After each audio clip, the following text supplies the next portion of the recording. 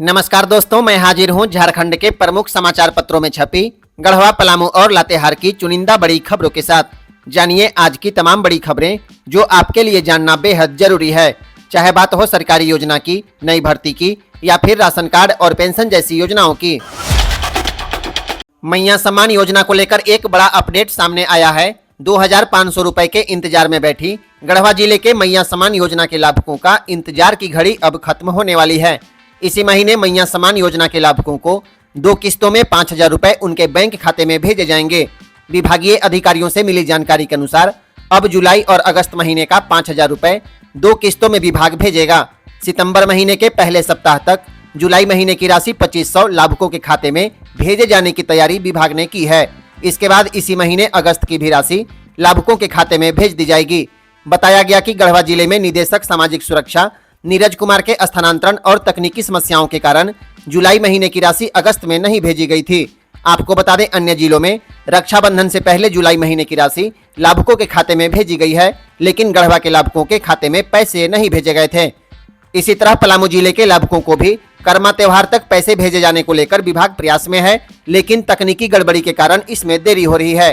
अधिकारियों के अनुसार अगर कर्म पर्व तक पैसे नहीं भेजे गए तो इस सप्ताह के अंत तक लाभुकों के खाते में पैसे भेज दिए जाएंगे।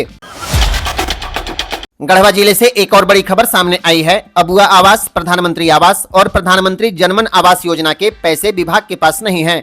ऐसे में पैसे के लिए प्रखंड कार्यालय का चक्कर लगा रहे इन योजनाओं के लाभुक थोड़ा आराम करिए। अभी पैसे नहीं होने के कारण खाते में विभाग पैसे नहीं भेज रहा है। विभागीय अधिकारियों से मिली जानकारी के अनुसार सितंबर महीने में अबुआ आवास योजना के पैसे आने की उम्मीद जताई जा रही है, लेकिन प्रधानमंत्री आवास और जनमन आवास को लेकर कोई अपडेट नहीं है। ऐसे में आप परेशान न हो, जैसे ही कोई अपडेट आएगा इसकी जानकारी आपको बता दी जाएगी। तब तक के लिए रोजाना शाम 7 बजे जीपीएल न्यूज का यह बुलेटिन जरूर सुनिए। हर अपडेट आप तक पहुंचती रहेगी। चलिए बढ़ते हैं अगली खबर की ओर। लातेहार जिले से एक बड़ी खबर सामने आई है। झारखंड में उग्रवाद विरोधी मोर्चे पर बड़ी सफलता मिली है। जेजेएमपी यानी झारखंड जनमुक्ति परिषद के 9 उग्रवादियों ने सोमवार को पुलिस के सामने आत्मसमर्पण कर दिया। इनमें 5 इनामी उग्रवादी शामिल हैं, जिन पर कुल 23 लाख रुपए का इनाम घोषित था। सरेंडर करने वालों में जोनल रैंक के 1, सब जोनल रैंक के 4 और एरिया कमांडर रैंक के 4 उग्रवादी शामिल हैं। ये सभी झारखंड सरकार की आत्मसमर्पण एवं पुनर्वास नीति से प्रभावित होकर मुख्य धारा में लौटे हैं। आपको बता दें, जिन उग्रवादियों ने सरेंडर किया है इनमें रविंद्र यादव, अखिलेश यादव, बलदेव गंझू, मुकेश राम उर्फ कल्लू उर्फ आजाद, पवन उर्फ राम प्रसाद, ध्रुवजी उर्फ राजू राम, विजय यादव, सरवन सिंह उर्फ पारस और मुकेश गंझू के नाम शामिल हैं। आपको बता दें, सरेंडर करने वाले उग्रवादियों ने पुलिस को कुल 12 हथियार, 1782 जिंदा कारतूस और 26 मैगजीन सौंपे हैं। इनमें 1 AK-56, 4 AK-47, 3 SLR, 2 303 राइफल और 1 MI राइफल शामिल हैं। इनमें AK-56 और 4 AK-47 पुलिस से लूटे गए हथियार बताए गए हैं।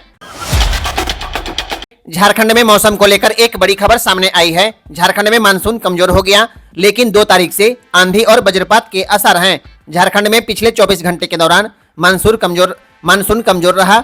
आने वाले दिनों में बारिश के आसार नहीं के बराबर हैं। हालांकि कुछ जगहों पर गरज के साथ तेज हवाएं चलेगी और वज्रपात हो सकता है।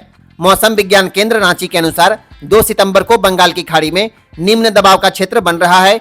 इसके असर से 2 से 4 सितंबर तक रांची समेत झारखंड के कई हिस्सों में गर्जन और तेज हवाओं के साथ वज्रपात की संभावना है। आसमान में बादल छाए रहेंगे। हल्के से मध्यम दर्जे की बारिश हो सकती है। वीडियो को अंत तक जरूर देखें ताकि कोई जरूरी सूचना छूट न जाए। वीडियो अच्छा लगे तो लाइक, कमेंट और शेयर करें और चैनल को सब्सक्राइब जरूर करें। कमेंट बॉक्स में जरूर बताएं आप किस जिले से इस वीडियो को देख रहे हैं और वीडियो आपको कैसा लगा। आम लोगों के लिए एक बड़ी खबर सामने आई है। भारतीय डाक विभाग की रजिस्टर्ड पोस्ट सेवा सोमवार से बंद हो जाएगी। 148 साल पुरानी इस भरोसेमंद सेवा की जगह अब सिर्फ स्पीड पोस्ट की सेवा उपलब्ध होगी। विभाग के मुताबिक यह कदम आधुनिकता और तेज सेवाओं की दिशा में उठाया गया है। लोकल स्पीड पोस्ट का शुल्क 41 रुपए और रजिस्ट्री का 22 रुपए है। दूरी बढ़ने पर रजिस्ट्री सेवा और महंगी होती जाती थी, लेकिन स्पीड पोस्ट उससे भी महंगा पड़ेगा। इसका सीधा असर आम लोगों की जेब पर पड़ेगा।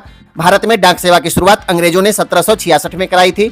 स्वतंत्रता के पहले डाक विभाग ने 1877 में रजिस्ट्री, VPP और पार्सल सेवा की शुरुआत एक साथ की थी, लेकिन अब रजिस्ट्री सेवा आज से बंद हो गई है। अब सिर्फ डाक विभाग में सिर्फ स्पीड पोस्ट के जरिए आप कोई भी पत्र या कोई भी कोई भी चीज भेज सकते हैं। झारखंड में शराब पीने वालों के लिए एक बड़ी खबर सामने आई है। नई शराब नीति आज से लागू हो गई है और इससे शराब की कीमत बढ़ गई है। आपको बता दें, नई दर के अनुसार शराब पीना अब पहले से महंगा हो गया। आपको बता दें, नए प्रावधान के तहत 1 सितंबर से बियर की प्रत्येक बोतल पर करीब 10 रुपए से लेकर 30 रुपए तक वृद्धि की गई है, जबकि शराब पर प्रति बोतल 50 रुपए से लेकर 150 रुपए तक की वृद्धि की गई है। आपको बता दें, किसी शराब की बोतल पर पुराना दर अंकित है तो उसकी भी बिक्री नए दर पर की जाएगी। आपको बता दें, नई दरों में प्रीमियम विदेशी ब्रांड की शराब की कीमत में गिरावट हुई है। राशन लाभुकों के लिए एक बड़ी खबर सामने आई है। झारखंड के 8,92,000 गरीब परिवार को 8 महीने से चीनी नहीं मिला है। झारखंड में गरीबों की थाली में मिठास गायब है। राज्य के 8,92,000 अंत्योदय परिवार को जनवरी से अगस्त महीने तक का चीनी अब तक नहीं मिला। गरीबों को पिछले वर्ष अक्टूबर से दिसंबर माह तक चीनी पीडीएस डीलरों के माध्यम से बांटी गई थी। इसके बाद की अवधि की चीनी अब तक नहीं मिल पाई है। झारखंड राज्य खाद्य एवं असैनिक आपूर्ति निगम लिमिटेड ने वित्तीय वर्ष 2024-25 की चौथी तिमाही यानी जनवरी से मार्च 2025 और चालू वित्तीय वर्ष की प्रथम तिमाही अप्रैल से जून 2025 के लिए चीनी खरीद के लिए अलग अलग निविदा निकाली है। इसके तहत सरकार 6 माह की चीनी वितरण के लिए 27 हजार क्विंटल यानी कुल 54,000 क्विंटल चीनी की खरीद करेगी। राशन लाभुकों के लिए एक और बड़ी खबर सामने आई है। झारखंड में गरीबों को हर माह प्रति व्यक्ति 1 किलो चना दाल देने की योजना एक बार फिर सुस्त रफ्तार से चल रही है। पिछले वर्ष दिसंबर महीने में झारखंड के लोगों को चने की दाल मिली थी, जिसके बाद मई महीने में ही चना दाल की आपूर्ति हो सकी है। साल में महज 2 बार चने की दाल मिली है, जिससे इस योजना का मकसद पूरा होता नहीं दिख रहा। झारखंड के लोगों के नित्य भोजन में प्रोटीन की कमी को देखते हुए झारखंड दाल वितरण योजना की शुरुआत की गई थी। इस योजना का लाभ झारखंड के अस्थायी निवासी एवं नागरिकों को ही देने की बात कही गई थी और इसके लिए जन वितरण प्रणाली के माध्यम से कार्यक्रम शुरू किया गया।